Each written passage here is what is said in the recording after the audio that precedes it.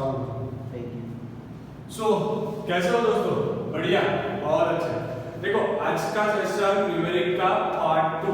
Okay, एक question यहाँ पे लिखा हुआ है आपके सामने। क्वेश्चन दिया गया है, कैलकुलेट कीजिए ना नंबर ऑफ इलेक्ट्रॉन का कि जिसका टोटल मास 1 ग्राम हो। पहले तो क्वेश्चन समझ में नहीं आया होगा।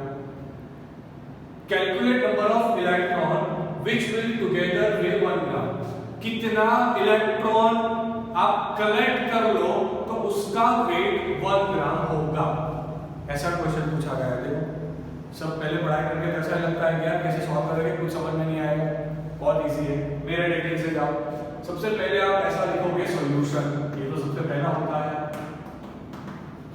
चलो ये स्टूडेंट शुरुआत करते हैं सॉल्यूशन बनाने की, ठीक है? Okay, mass of 1 electron, mass of 1 electron कितना होता है? आप सबको मालूम है 9.1 10 टू द पावर ऑफ -31 होता है केजी। किंडरगार्टन में ये हुआ किलोग्राम, ध्यान रखना, सही है? चलो इसे कन्वर्ट करना पड़ेगा मुझे 10 to the power -31 multiply by 10 to the power of 3, तो ये आ गया ग्राम। इससे क्या साबित हुआ? इससे साबित हुआ 9.1 10 to the power of -31 power of 10 to the 3 gram weight होगा, तो वो 1 इलेक्ट्रॉन होगा। दिमाग में गया? चलो बहुत अच्छा बेटा। तो 1 ग्राम वेट होगा जब, तब वो कितना इलेक्ट्रॉन होगा? कितना डिफिकल्ट स्टेप देखो, 1 मल्टीप्लाई विद 1, 11 मत लिखना, 9.1 10 to the power of -31 10 to the power of 3। बस अब सॉल्यूशन बनाना है। 1 डिवाइड बाय 9.1, तो यहाँ पे आएगा निकल के आंसर 0.109। बस बहुत हो गया।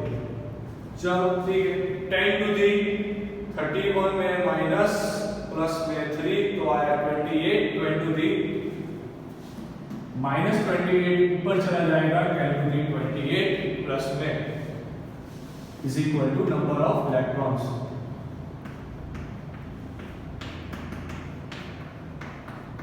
इसका मतलब ये हुआ कि अगर आपने 1.0 multiply by 10 to the 28 electrons को कलेक्ट कर लिया,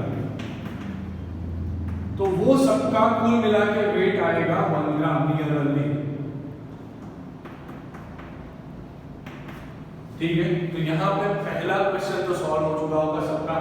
ठीक है, चलो बहुत अच्छा। सेकंड में सॉल्यूशन शुरुआत करते हैं। सेकंड का सॉल्यूशन बनाते हैं। Calculate the mass and charge of 1 mole of electron. फिर से गया हथौड़ा, पर ये ऐसा नहीं करना है, समझना है क्वेश्चन को। आपको 1 मोल इलेक्ट्रॉन दिया, नंबर ऑफ इलेक्ट्रॉन्स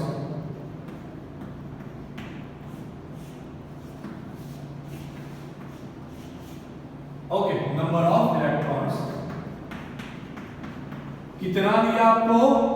1 मोल बेटा, 1 मोल इलेक्ट्रॉन्स आपको दिया। इसका मतलब हुआ 6.022 10 टू द पावर 23 इलेक्ट्रॉन्स आपको दे दिए गए हैं। इतने इलेक्ट्रॉन्स। अब बेटा ध्यान से देखो, calculate the mass and charge of 1 mole of electron. Mass calculate करना है। Mass of 1 electron, mass of 1 electron कितना होता है? तो पूरा गांव जानता है 9.1 10 टू द पावर -31 केजी। सही है, चलो बहुत अच्छे बेटा। तो mass of 6.022 10 to the 23 electrons कितना केजी का वेट देगा? बस मल्टीप्लिकेशन लगा दो, बात खत्म हो जाएगी। 23 9.1 10 टू द पावर -31, तो कुल मिला के बच्चों यहाँ पे आंसर निकल के आएगा 6.022 मल्टीप्लाइड विद 9.1, तो 54.800 multiplied with 10 to the 23 10 to the 31 कुल मिला के हुआ 10 टू द माइनस 8 kg। सही है, तो आपको पहला सेकंड का फर्स्ट आंसर भी मिल चुका। चार्ज कैलकुलेट करना है, जैसे आप जानते हैं charge of 1 electron is equal to -1.6 10 to the power -19 coulomb. तो charge of 6.022 10 to the power 23 electrons is equal to how much coulomb। तो इसका आंसर निकल के आएगा 6.022 10 to the power 23 multiplied with 1.6, आगे माइनस लिखो 10 to the power -19। तो यहां पर बच्चों आंसर निकल के आएगा multiplied with 1.6, तो 9.63 multiplied with 23 minus 19 कर दीजिए तो 10 to the 4 कूलम। तो ये हमारा आज का फर्स्ट न्यूमेरिक कंप्लीट हो चुका। अभी करना कुछ नहीं है, जैसे आप जानते हो इसका स्क्रीनशॉट निकालना है, कहीं जाना नहीं है, चैनल को सब्सक्राइब करना है, लाइक करना है, शेयर करना है, कमेंट करना है, बहुत सारे काम आपके तरफ भी है। सही है, इसका स्क्रीनशॉट लो, दूसरा क्वेश्चन सॉल्व करते हैं जल्दी से।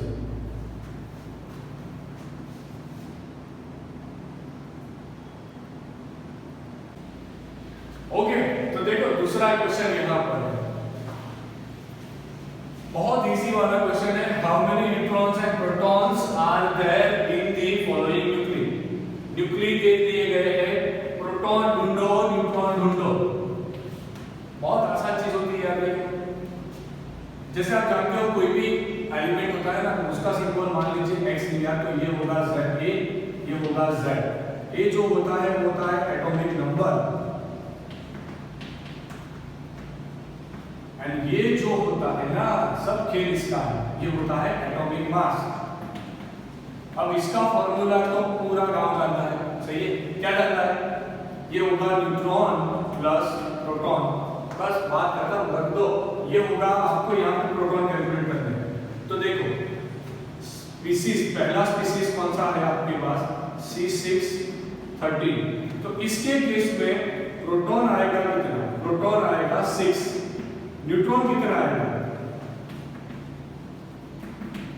13 में से 6 निकाल दो, कितना बचा? 7। कितना बचा? 7। तो 7 आएगा न्यूट्रॉन। चलो बहुत अच्छे, दूसरा स्पीसीज निकालो, यहाँ लिखते हैं, बहुत जगह है। ऑलराइट, दूसरा स्पीसीज निकालो। दूसरा स्पीसीज है ऑक्सीजन वाला, O816। अब मुझे बताओ इसके केस में आप कितने लिखोगे प्रोटॉन? तो प्रोटॉन आप लिखोगे 8, एंड न्यूट्रॉन कितना लिखोगे? 8। चलो बहुत अच्छा। देखो बेटा बहुत आसान चीज हो यार, आप एक बार खुद से एक बार ट्राई करके देखो। जब खुद से ट्राई करोगे ना, मैंने कल भी बताया था, हर न्यूमेरिक आसान हो जाएगा। अगर खुद से ट्राई नहीं किया तो हर न्यूमेरिक बहुत ही डिफिकल्ट लगेगा। कितना आसान तरीके से ब्लैक बॉडी की तरह सब खत्म हो गया। अब फोर्थ वाला क्वेश्चन सॉल्व करना है। फोर्थ वाला फेरस 26, यहाँ पे आएगा 56, तो यहाँ पे प्रोटॉन आएगा 26, न्यूट्रॉन आएगा 30। चलो लास्ट वाला क्वेश्चन, लास्ट वाला मतलब इसके लास्ट वाला क्वेश्चन। ओके चलो, कई सारे बच्चों ने तो वीडियो बंद करने का भी सोच लिया, सही है। SR 3888, प्रोटॉन कितना लिखोगे आप? 38। न्यूट्रॉन कितना लिखोगे आप?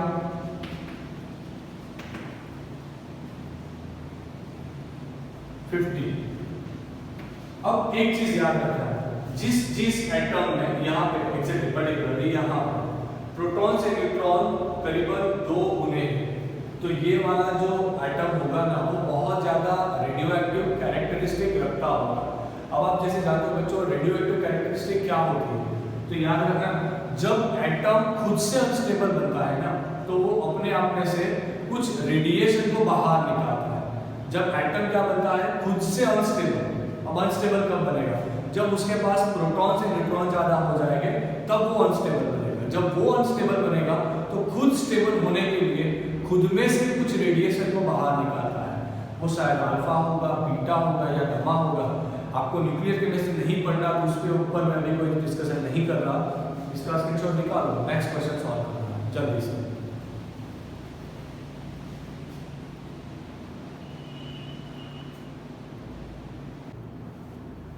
ओके सो डियर स्टूडेंट्स, तीसरा न्यूमेरिक शुरुआत करते हैं। आपको क्या दिया गया? 2 × 10⁸ एटम्स ऑफ कार्बन, मतलब कुल मिला के नंबर ऑफ कार्बन एटम्स कितने दिए गए? नंबर ऑफ कार्बन एटम्स कुल मिलाकर आपको कार्बन एटम्स दिए गए हैं 2 × 10⁸ सही है। चलो, rearrange side by side, मतलब कि ऐसे बेटा उन लोगों को अरेंज कर दिया गया, कार्बन एटम्स को ऐसे अरेंज कर दिया गया। जब ऐसे अरेंज कर दिया गया तो वो अरेंजमेंट का लेंथ करीबन निकला 2.4 सेंटीमीटर। तो इससे क्या साबित हुआ? देखो फर्स्ट ऑफ ऑल तो लेंथ ऑफ अरेंजमेंट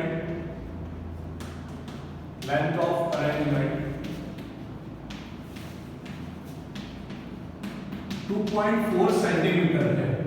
तो मैं सबसे पहले काम क्या करूंगा, 2.4 सेंटीमीटर को मीटर में कन्वर्ट कर देते हैं। चलो, हो चुका। Very good dear students, very good, बहुत अच्छे। देखो अब क्या करना है, इतना जो लेंथ था 2.4 का, उसके अंदर 2 × 10⁸ एटम्स थे। सही है, तो क्या हम ऐसा नहीं लिख सकते? देखो इसके हिसाब से जो टोटल लेंथ था, टोटल लेंथ वहां पे इतने एटम्स हैं। सही है, मतलब कि 2 × 10⁸ carbon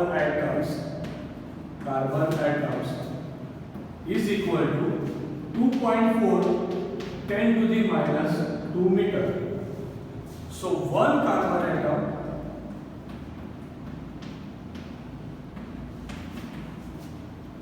is equal to how much metre? हमें तो एक का ढूंढना था ना। सो 1 × 2.4 × 10⁻², डिनोमिनेटर में आएगा 2 × 10⁸ इसको सिंप्लीफाई करते हैं। चलो फटाफट से कैलकुलेटर जी आंसर बताइए। 2.4 डिवाइड बाय 2 का 1.2 × 10⁻² था, ये चला गया -8, तो ये निकल कर आया 1.2 10⁻−10 मीटर। ये आपको क्या मिला बेटा? एक सिंगल एटम का लेंथ, मतलब कि आपको एग्जैक्टली ये मिला है। ये कितना मिला? 1.2 10⁻−10 मीटर मिला एग्जैक्टली, और कुछ नहीं मिला आपको मिला है डायामीटर। आपको क्या ढूंढना था बेटा? आपको ढूंढना था रेडियस। तो रेडियस इज इक्वल टू होता है diameter by 2। Diameter 1.2 10⁻−10 divide by 2, so 0.6 10⁻−10 metre, ये आएगा रेडियस। कैसा है क्वेश्चन? इजी है ना? देखो मैं हर मेथड का क्वेश्चन आपको करवा रहा हूं। अब बाकी बचे हुए क्वेश्चंस को आपको खुद से सॉल्व करना पड़ेगा। इसके बेस पर से भी आपको एक एनसीईआरटी से क्वेश्चन मिल जाएगा, शायद एक और, मतलब 2 क्वेश्चन इसके बेस से मिल जाएंगे, जहां पे एटम्स को लेंथ में मतलब अरेंजमेंट में दिया गया है, उसके हिसाब से इसका कैलकुलेशन कैसे करना है। देखो हर क्वेश्चन में लॉजिक होता है, फॉर्मूलाज तो वही रहते हैं। अगर लॉजिक क्वेश्चन समझ आ गया तो आप आसानी से सॉल्यूशन बना पाओगे। फटाफट से स्क्रीनशॉट निकालो, लास्ट एक क्वेश्चन सॉल्व करना था, उसके बाद ये करना। Alright, last question. ओके चलो, इसके बाद नहीं बढ़ा, मतलब आज नहीं बढ़ा। 4th question, an element with mass number, उसका मास नंबर दिया है, मतलब के नंबर ऑफ प्रोटॉन्स आपको दे दिए गए, नंबर ऑफ प्रोटॉन आपको दे दिए गए 81, अरे मास नंबर है ना, मतलब number of proton plus number of neutron, sorry number of neutron, ये आपको दे दिया गया है। कुल मिला के ये होगा 81, ऐसा आपको दे दिया गया है। मतलब अगर आपने प्रोटॉन का न्यूट्रॉन का समेशन किया तो वो आपको देगा 81। सिंबल मान लेते हैं x होगा, यहाँ पे आएगा 81, वो चीज फिक्स हो चुकी। अब देखो क्या है आगे, मास नंबर 81 कंटेन 31.7% मोर न्यूट्रॉन। अब देखो suppose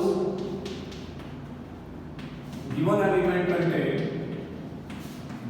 element contain x number of proton. Suppose given element contain x number of proton, then number of neutron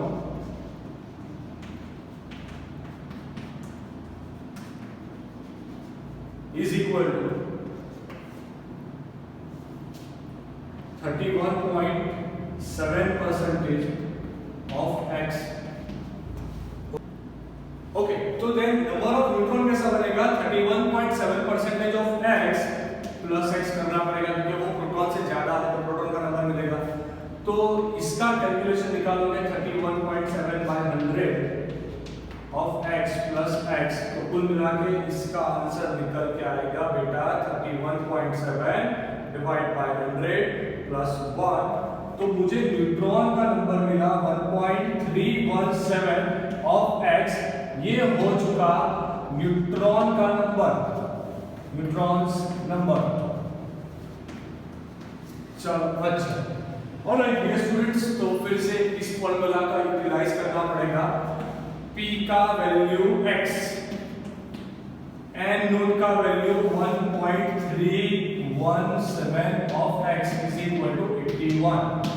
तो कुल मिलाकर आंसर आएगा 2.317 of x is equal to 81। So x का answer आएगा 81 divide by 2.317। चलो उसका आंसर निकालते हैं, 81 डिवाइड बाय 2.317, उसका आंसर निकल के आएगा 34.95। ये अप्रोक्सीमेटली 35 लिया जा सकता है। मतलब हमको नंबर ऑफ प्रोटॉन्स मिल गए, number of protons is equal to 35। यही होता है एटॉमिक नंबर।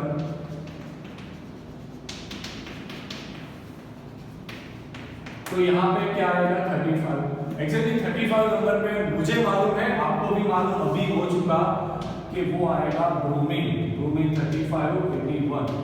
तो ये उसका सिंबल असाइन हो चुका। देखो इस हिसाब से आपको क्वेश्चंस पूछे जा सकते हैं। आप जेईई का प्रिपरेशन कर रहे हो तो भी आपको इस हिसाब से क्वेश्चंस पूछे जा सकते हैं। तो dear students, thank you for watching this video. Don't forget to like, share and comment this video. Subscribe channel करना है, भूलना नहीं है। स्क्रीनशॉट निकालो, कर